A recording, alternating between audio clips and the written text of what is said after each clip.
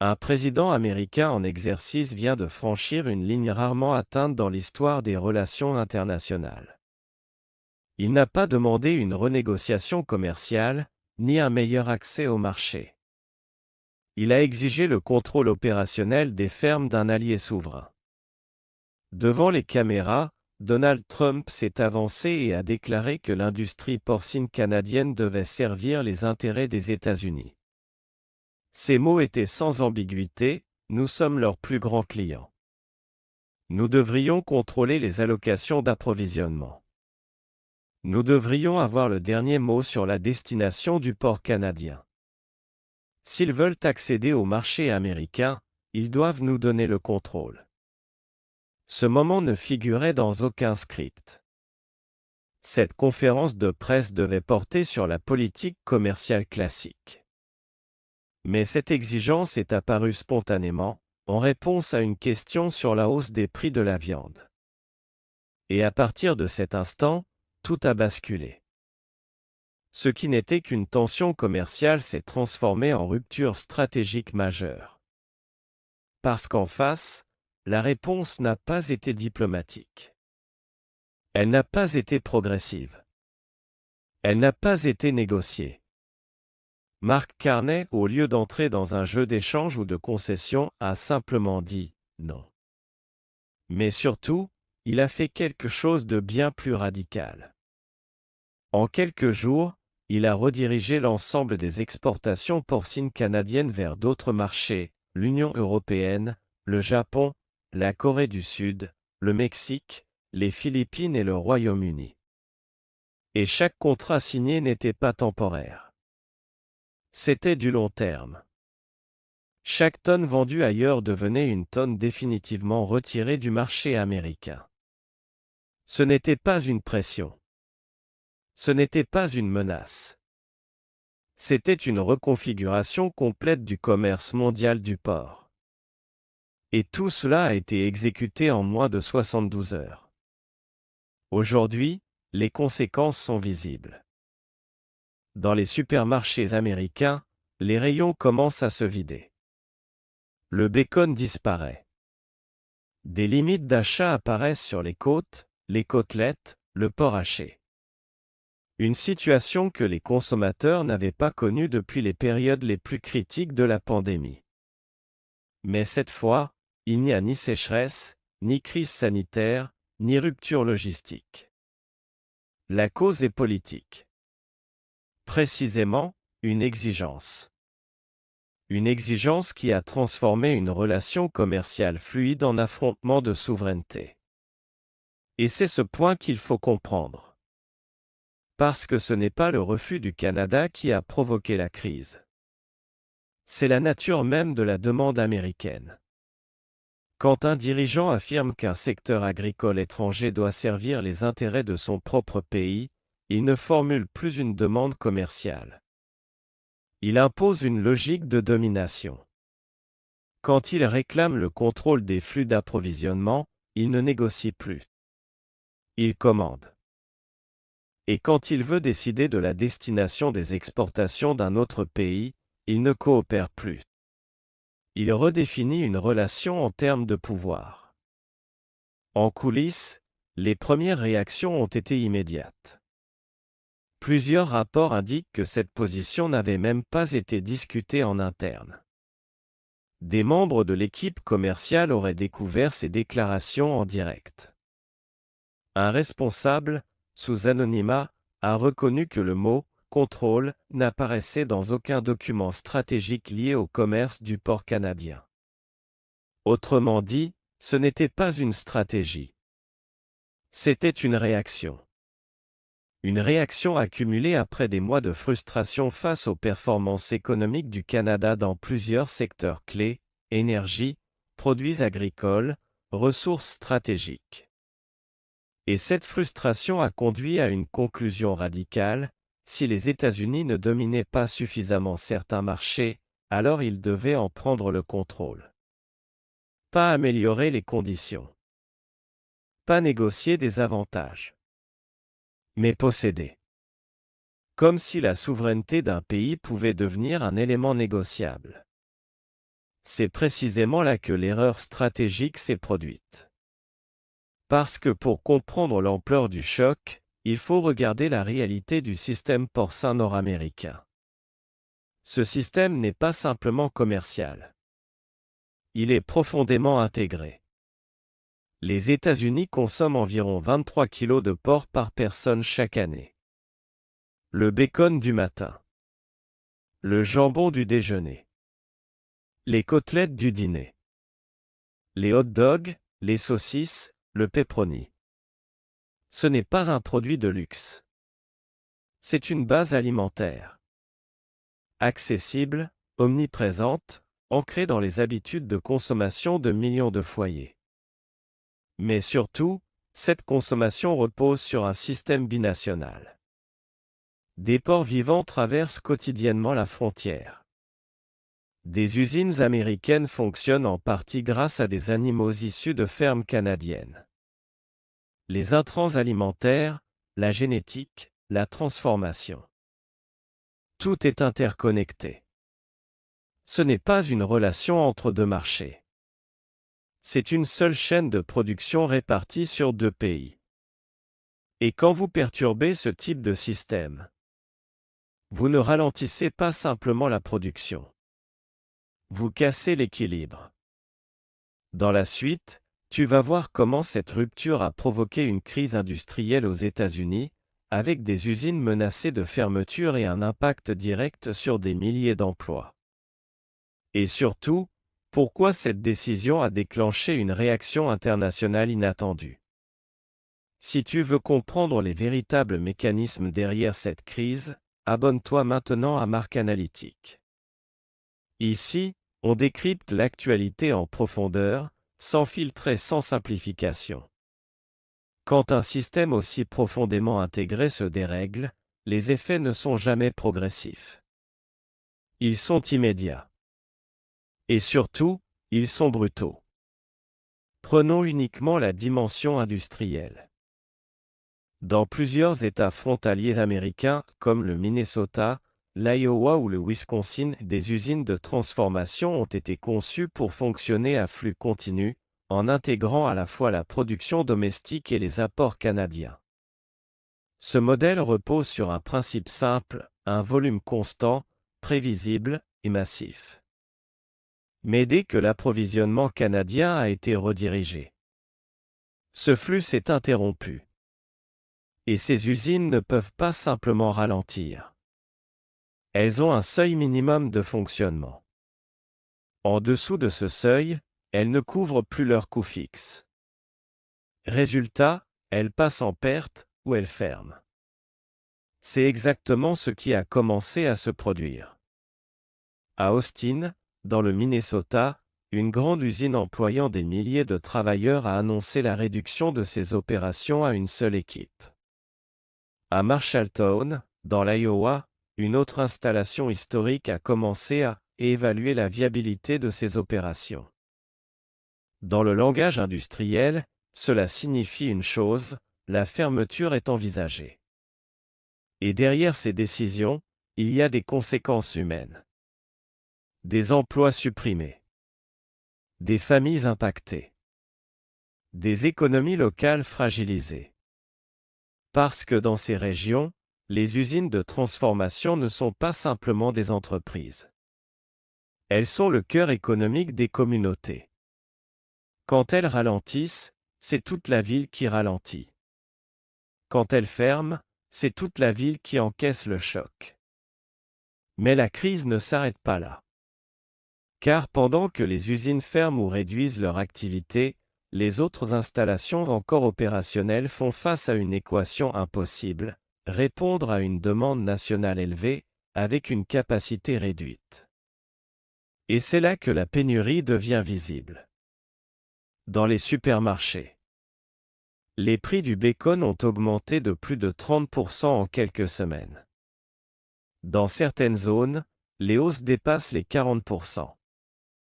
Les produits disparaissent progressivement des rayons. D'abord les pièces premium.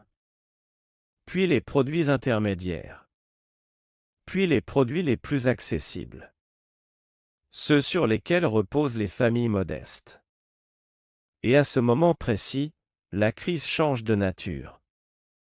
Elle quitte les sphères politiques. Elle entre dans le quotidien.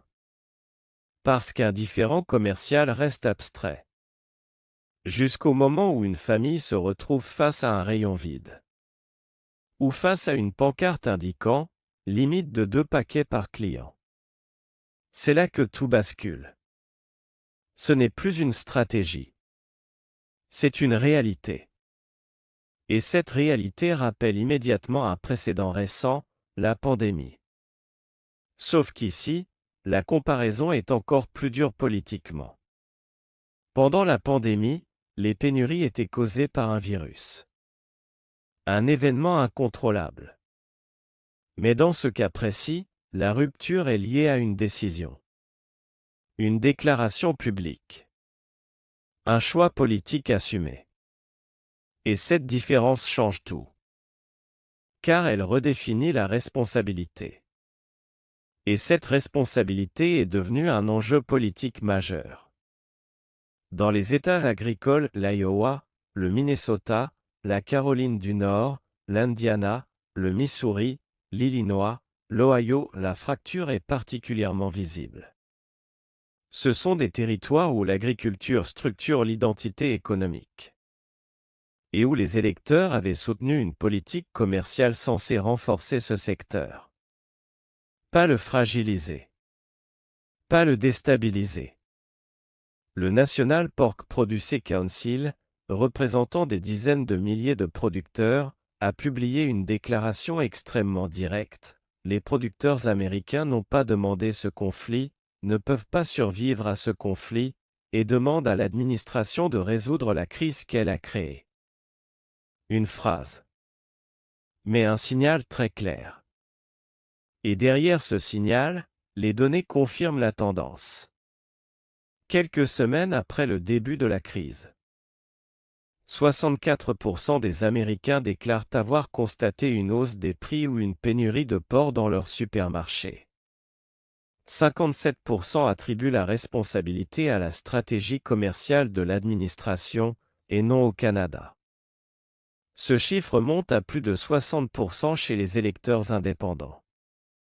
Et dans les zones rurales, pourtant historiquement favorables à cette politique. Plus de la moitié des électeurs disent avoir perdu confiance. Ce qui est déterminant ici, c'est la perception. Le lien entre cause et conséquence est simple. Visible. Direct. Un rayon vide. Une déclaration publique. Et entre les deux, une ligne droite. C'est ce qui rend cette crise si particulière. Parce que contrairement à d'autres conflits commerciaux, elle n'est pas complexe à expliquer. Elle est intuitive. Et c'est précisément ce qui la rend politiquement dangereuse. La réponse canadienne ne s'est pas limitée à un refus. Elle a été structurée. Rapide. Et surtout, stratégique. Lors d'une allocution officielle au Parlement à Ottawa, Mark Carney a pris la parole devant les caméras du monde entier. Il a déclaré « Le président des États-Unis a exigé le contrôle de l'industrie porcine canadienne.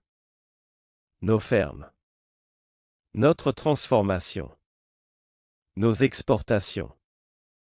Nos décisions de production. » La réponse est non. Elle sera toujours non. Et les mesures que nous annonçons aujourd'hui feront en sorte que cette question ne soit plus jamais posée. Ce n'était pas une posture. C'était un plan. Et ce plan s'est décliné immédiatement en actions concrètes. Première mesure, suspension complète des exportations de porcs vivants vers les États-Unis, avec une mise en œuvre sous 14 jours. Deuxième mesure, redirection de l'ensemble des exportations de produits porcins vers des partenaires internationaux, via des contrats pluriannuels. Troisième mesure, restriction de l'accès américain à la génétique porcine canadienne, un levier stratégique essentiel dans la qualité des élevages.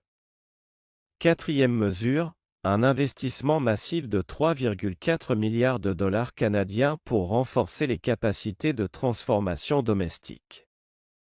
Nouvelles usines. Extension des installations existantes. Développement des infrastructures de chaîne du froid.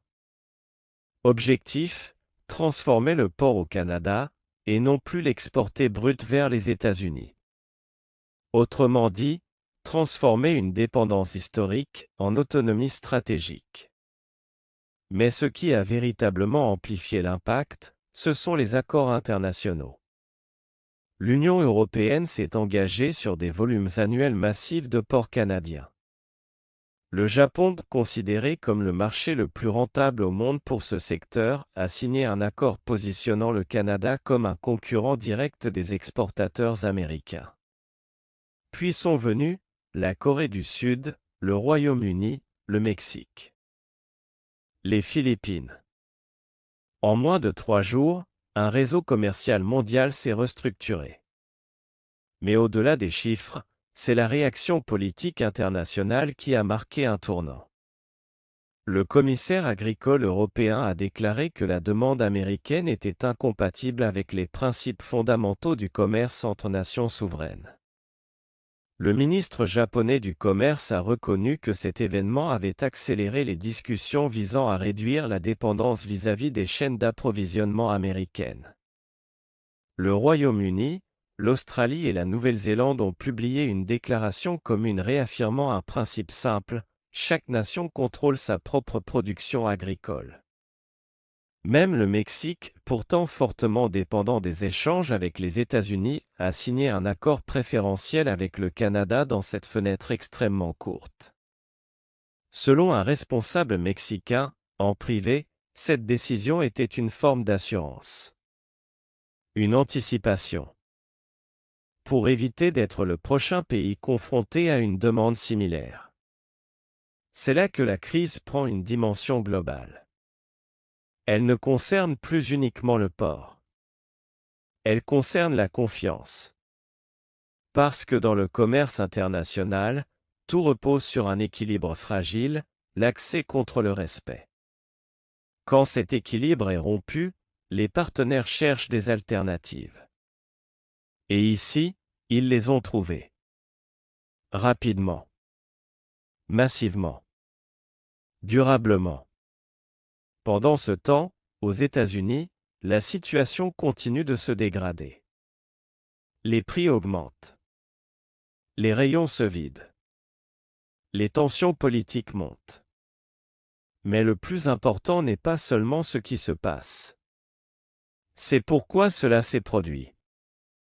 Avant cette crise, le porc canadien circulait librement vers les États-Unis. Sans interruption. Sans conflit.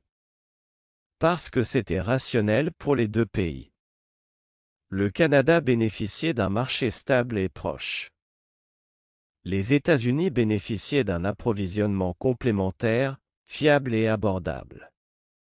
Personne ne menaçait cet équilibre. Personne n'utilisait le porc comme levier. Le système fonctionnait parce qu'il n'y avait aucune raison de le perturber. Et puis, une exigence a été formulée. Et cette exigence a changé la nature même de la relation. Elle a transformé un partenariat commercial en confrontation de souveraineté. Et dans ce type de confrontation, la réaction est presque automatique. La défense de la souveraineté est l'un des rares sujets qui transcendent toutes les divisions politiques. Quel que soit le pays. Quel que soit le gouvernement. En exigeant le contrôle, l'administration américaine n'a pas seulement échoué à obtenir ce qu'elle voulait. Elle a déclenché exactement l'inverse. Elle a donné une légitimité politique à une rupture. Une rupture qui, avant cette demande, aurait été perçue comme une agression économique. Mais qui, après cette demande, est apparue comme une réponse défensive. C'est un basculement fondamental. C'est dans ce contexte déjà tendu qu'une phrase va marquer définitivement cette crise. Depuis Ottawa, lors de son intervention, Mark Carney a prononcé une déclaration qui, en quelques minutes, a fait le tour du monde. You were a customer. You demanded to be an owner. Now, Nether. 3 phrases. 3 étapes. Une démonstration. D'abord, la relation initiale, un client. Une relation commerciale simple, volontaire, équilibrée. Ensuite, la rupture, la volonté de devenir propriétaire. Transformer un échange en domination. Enfin, la conséquence, plus rien. Ni client, ni propriétaire. En quelques mots, toute la mécanique de la crise était résumée. Et la réaction a été immédiate. En moins de 15 minutes, la citation était en tendance mondiale. En moins d'une heure, elle faisait la une des plus grands médias internationaux. Des analystes en commerce international l'ont qualifiée comme l'une des descriptions les plus claires d'une erreur stratégique majeure. Parce que c'est exactement ce qui s'est produit. Donald Trump a exigé de posséder ce qu'il recevait déjà librement. Et en le faisant, il a perdu les deux. Il a tenté de transformer une relation commerciale en relation de contrôle. Mais dans un système ouvert, les fournisseurs ont toujours une alternative, d'autres clients. Et cette réalité a été sous-estimée. Car les nouveaux partenaires du Canada ont compris une chose essentielle, acheter n'est pas posséder. Et respecter l'indépendance d'un fournisseur n'est pas une faiblesse. C'est une condition pour que la relation dure. Ce qu'il faut retenir de cette crise dépasse largement le secteur porcin. C'est un cas d'école. Une démonstration concrète d'un principe fondamental en géopolitique et en économie. Quand une relation mutuellement bénéfique est transformée en rapport de force, elle devient instable. Et quand la souveraineté est remise en question, la réaction est immédiate. Avant cette crise, le système fonctionnait. Les flux étaient stables. Les prix étaient maîtrisés. Les intérêts étaient alignés. Après cette crise, tout a changé. Les flux ont été redirigés. Les chaînes d'approvisionnement ont été reconfigurées. La confiance a été altérée. Et surtout, un précédent a été créé. Un précédent qui sera analysé, étudié et enseigné pendant des années. Dans les universités. Dans les ministères. Dans les salles de négociation. Parce qu'il montre à quel point une seule déclaration peut provoquer un effet domino à l'échelle mondiale. Et pendant que ces analyses se multiplient, la réalité reste tangible. Dans un supermarché. Un rayon vide. Un produit absent. Une limite d'achat affichée. Ce moment précis où une décision politique devient une expérience personnelle. Où une stratégie devient une contrainte quotidienne. Et où une question simple émerge, comment en est-on arrivé là? Maintenant, tu le sais.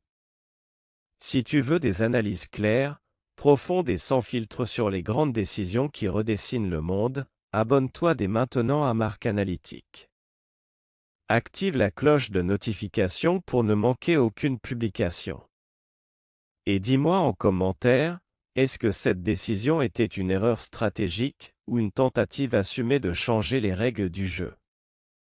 À très bientôt pour une prochaine analyse.